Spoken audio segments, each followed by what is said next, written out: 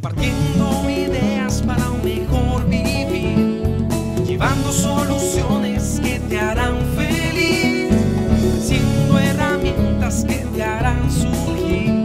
Somos parte de tu vida, somos Grupo SIP, impulsándote en tus sueños, caja de herramientas. En época de vacaciones, cuando los hermanos pasan más tiempo juntos, es normal que haya discusiones, que haya pleitecillos. En la mayoría de los casos, la cosa la verdad es que no va a ir más allá. Sin embargo, algunos conflictos entre hermanos se convierten en verdaderas desavenencias que los convierten en rivales. E incluso con el tiempo y ya grandes, como acabamos de escuchar en los testimonios, en enemigos. De hermanos que no son muy hermanos, hablaremos en este buen día con Wagner Duarte, psicólogo, es el director del grupo del Centro de Investigación para la Persona, el Grupo SIP, y nos acompaña en este buen día. Un gusto. Primera vez en el 2015, ¿verdad? Sí, sí, sí, sí. Feliz año, si se vale decirle todavía a la gente. Por supuesto, feliz año. todavía. Yo todavía que Dios los bendiga un feliz montón año. y que sea un año de muchos éxitos. Igualmente, Wagner, muy amable. Lo que acabo de decir es que siempre va a haber pleitecillos, Wagner, entre hermanos. ¿Qué va a hacer que una desaveniencia con un hermano se convierta en un conflicto como el que escuchamos ahí de que no lo quiero ni ver, yo no fui el que... Ok, sí, lamentablemente, Edgar, eso no pasa de la noche a la mañana ni pasa por un pleitecillo, ¿verdad? Yo creo que precisamente para poder responder a esa pregunta tenemos que profundizar mucho al respecto en función de muchas variables que hay que poner sobre la mesa de conversación. Una de las cosas que creo que es importantísimo decir el día de hoy es que cuando venimos a trabajar el tema de la familia, a veces como que se nos olvida que la familia es como una empresa. Yo lo digo de esta forma, de una manera más sencilla.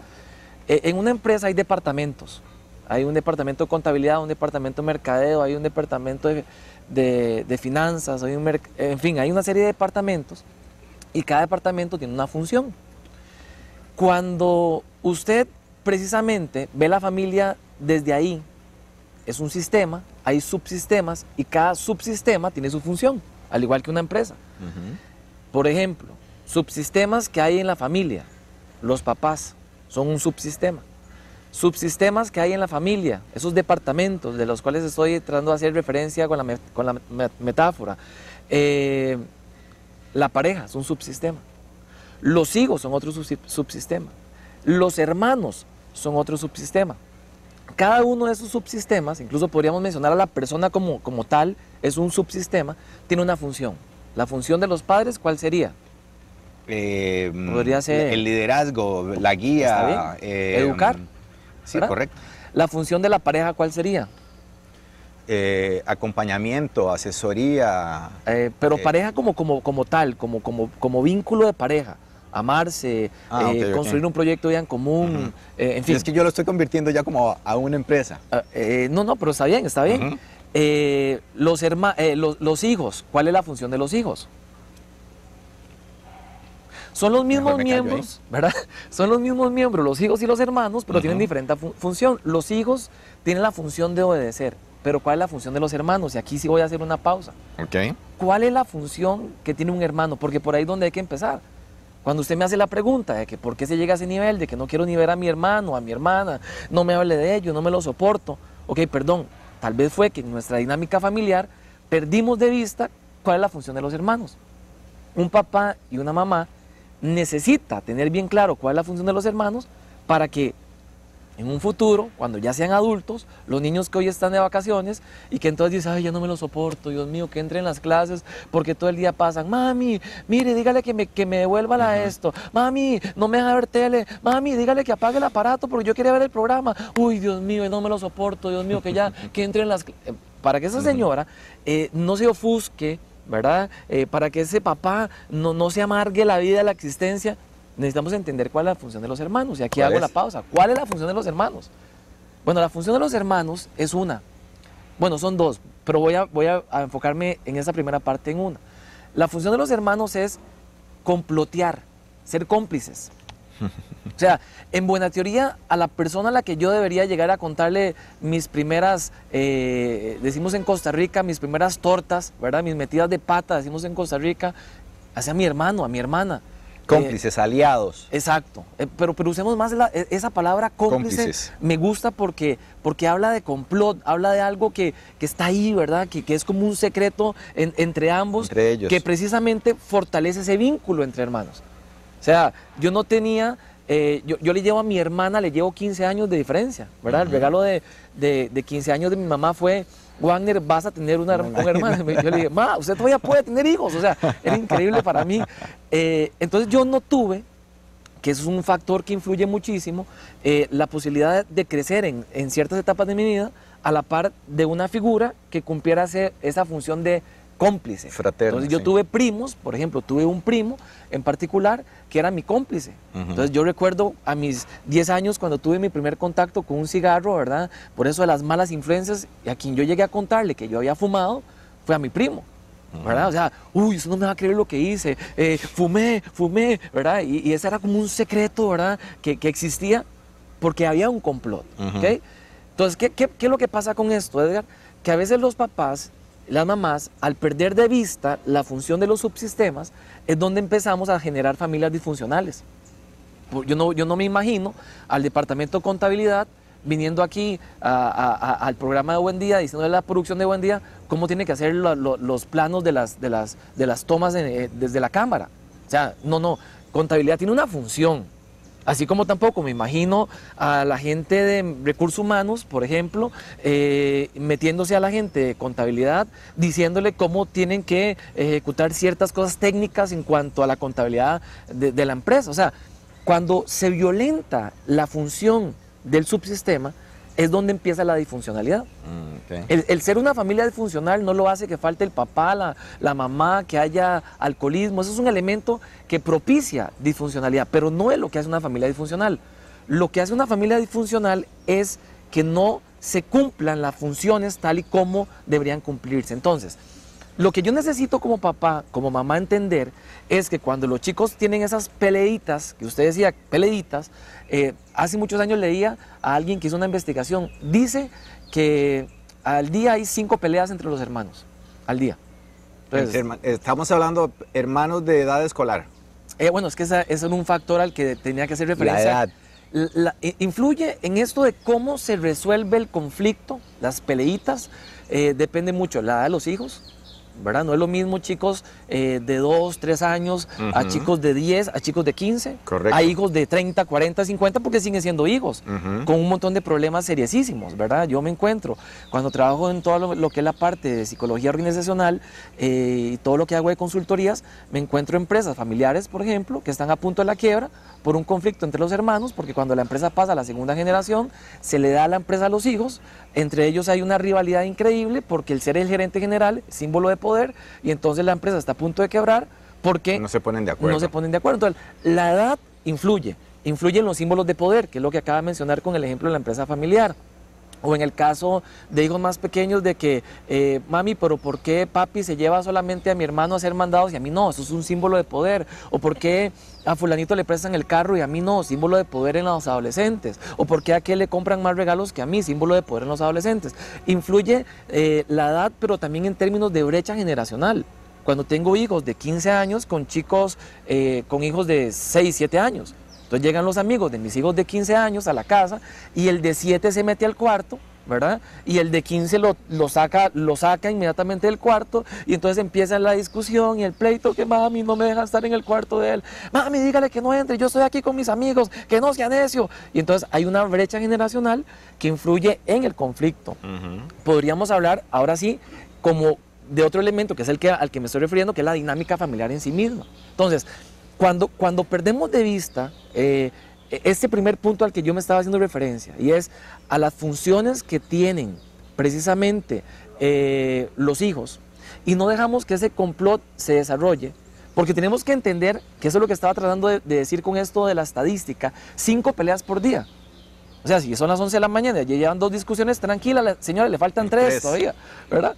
Incluso alguien dijo en esta investigación, es que la leí hace muchos años atrás, que se pasa la tercera parte del tiempo peleando. O sea, y de forma sarcástica, si usted multiplica 15 años y eso lo multiplica por 5 peleas diarias, estamos hablando de más de 27.000 peleas en 15 años. Entonces, ahora que estás diciendo eso, Wagner, pero no significa que si yo tengo peleas con mi hermano en edad escolar y adolescente, o infantil y adolescente, no significa que yo vaya a tener una mala relación ya de adulto. Porque, digamos, tal vez el objetivo de la entrevista hoy es hablar mucho de cómo los papás y las mamás deberían fortalecer los lazos fraternales. Porque es en la adultez donde se echa de ver qué tipo de relación tengo yo con mis hermanos. sí, lo que pasa es que te voy a darle le voy a poner la otra cara, ¿verdad? Así como lo estás planteando, te voy a poner la otra cara. Yo conozco también familias que los hijos pareciera como que nunca tuvieron conflictos en su etapa infantil o en su etapa de adolescencia, pero llegan a la etapa adulta y eso es un caos. Entonces, que en una familia los hermanos tengan relaciones sin mucha tensión y sin mucho conflicto, tampoco garantiza que en la adultez van a tener una excelente relación. Okay. Porque escuche lo que te voy a decir. A mí me llama mucho la atención cuando hay personas que hablan mucho en función de que, no, mi pareja y yo y mi pareja nunca tenemos conflictos, en mi familia todo es muy bueno, hay mucha armonía, que aquí y allá. A mí me preocupa un montón porque yo me pregunto, ¿qué pasará con esa pareja o qué pasará con esa familia el día que tengan un conflicto? ¿Cómo lo van a poder resolver? Porque gracias al conflicto es que aprendemos o desarrollamos mecanismos para enfrentar el conflicto. En otras palabras, es revelador, eso sí es revelador, la forma como se resuelve el conflicto, pero no es revelador el hecho que hayan muchos conflictos o que no existan conflictos. Okay. O sea, lo importante es fijarse cómo los hermanos, aún chiquitos, arreglan sus problemas. Sí. Antes de desarrollar la manera que vos nos venís a proponer de cómo alimentar la alianza fraternal, voy a escuchar a Walter Campos, que ya tiene varios comentarios, porque desde temprano vi que ya había varios testimonios. Walter. Sí, muchas gracias.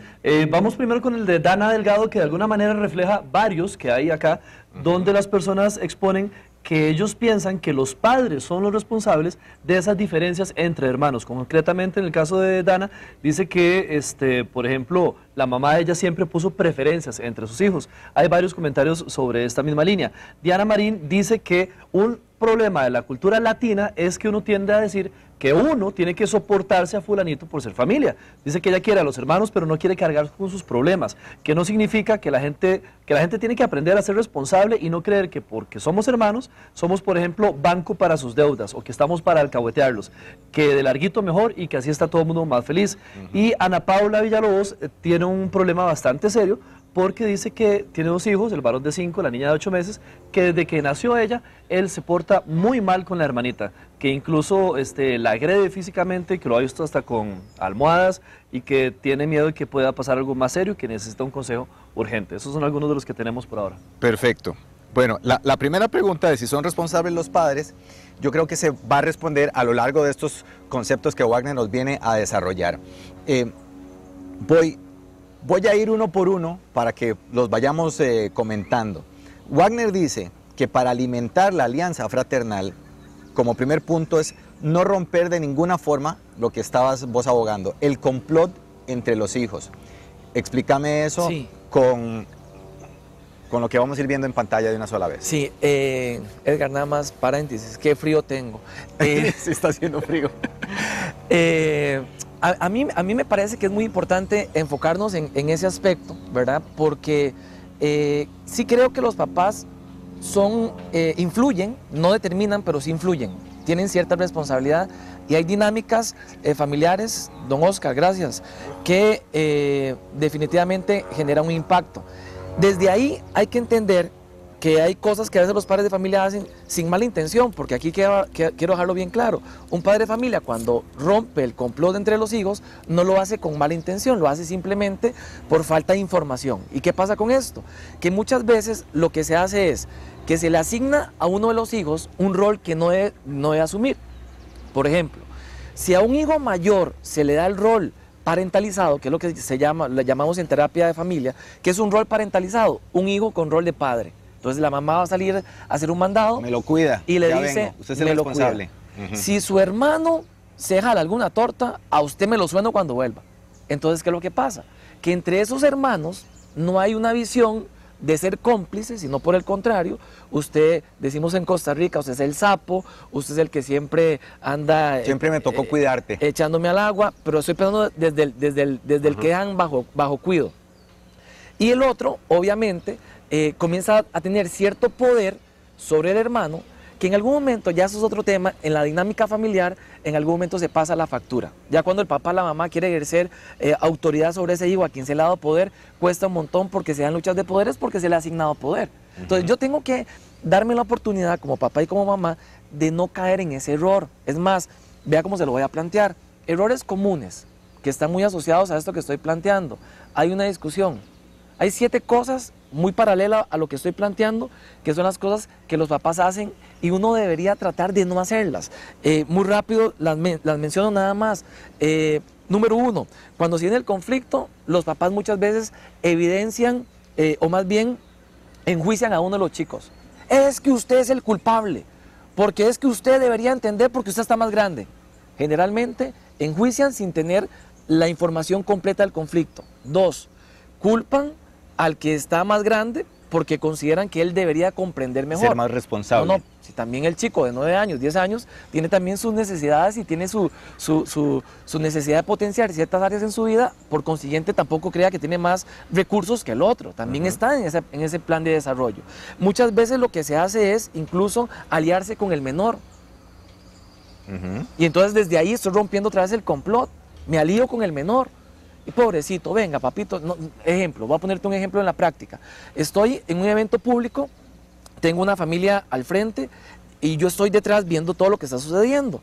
Desfile de septiembre, 15 de septiembre. El 15 de septiembre. Llega el chiquito más pequeño, le pega una patada por detrás al del medio, el del medio se devuelve, le dice, ¿qué le pasa? Y lo empuja. Para mala suerte del medio, el papá en ese momento vuelve a ver y cuando vuelve a ver, ve que el del medio está empujando al menor. Comienza a regañar al del medio, le dice al del medio, mire fulanito, eso no se le hace a su hermano, papi, pero es que me pegó, se calla, y lo va agarrando de la oreja de Edgar. En ese momento el chico del medio comienza a gritar, comienza a llorar, el otro también hace su rabieta, la mamá se involucra en el conflicto, se genera un mal ambiente en ese momento y por vergüenza se retiran todos del evento. Cuando usted ve eso, en ese ejemplo que estoy poniendo, todo se cumple. 1, el papá enjuicia sin tener evidencias. 2, se alía con el menor. Número 3, se responsabiliza al mayor. Esas cosas, sin darse cuenta uno como papá, comienzan a romper el complot. Tras de eso uno llega como adulto. ¿Quién fue el que empezó? ¿Quién fue el que empezó? Edgar, seamos lógicos y racionales. ¿Cuál hijo va a decir? Yo, mami, yo fui el que empecé. No, todos vamos a tratar de buscar la forma de vernos por inocentes, sí, ¿verdad? Claro. Y entonces, cuando esto no lo hacemos de una forma efectiva, entonces estamos rompiendo ese complot. Yo no puedo por nada del mundo asumir esas actitudes y me vuelvo al comentario original. Ni tampoco asignarle a uno de los hijos una función que no les compete. Cuando usted le pide a uno de los hijos que juegue una función que no debería ser una función de hermano, sino que es una función de papá y de mamá, estamos rompiendo el complot. Y por eso alguna gente dice que los papás son responsables a la hora de que esto se genere, porque sí es cierto, la dinámica familiar influye.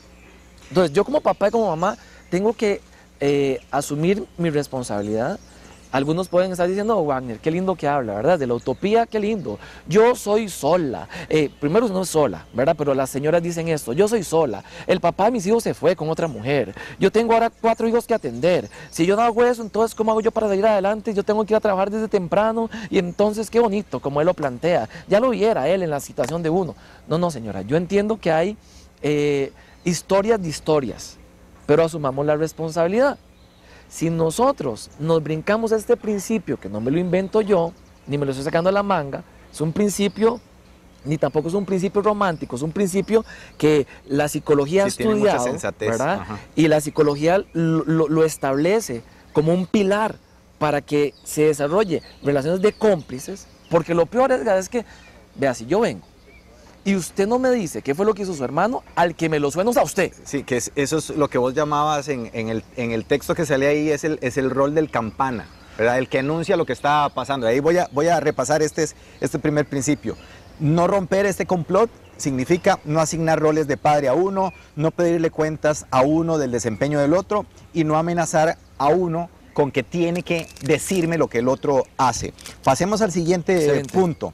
Tenga un rol claro en momentos de conflicto entre hermanos. Sí, eso incluye, y aquí lo voy a leer, Wagner, es supervisar que no haya agresión, generar diálogo para sensibilizar la importancia de la relación de hermanos, que eso me lo vas a ir explicando, abrir espacios para que ellos compartan experiencias que fortalezcan su vínculo.